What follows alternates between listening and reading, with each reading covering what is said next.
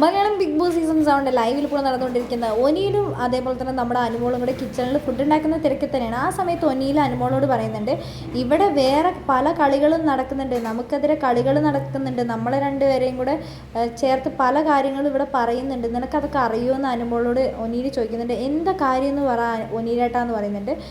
അന്ന് ഈ big boss വീട്ടിൽ ഭയങ്കര ഗൂഢാലോചനയാണ് നടന്നത്. അനുമോൾ ചോദിക്കുന്നുണ്ട്, എന്നാണ് അന്ന് ആ മട്ടൻ കഴിച്ച് അന്ന് ഷാനവാസിക്ക മട്ടൻ എടുത്തിട്ട് ഓടിയിട്ടുള്ള ആ ദിവസമാണോ? അന്ന് പുറത്തെല്ലാവരും കൂടെ വൻ ഗൂഢാലോചനയാണ്, അത് ഞാൻ കണ്ടതാണ്.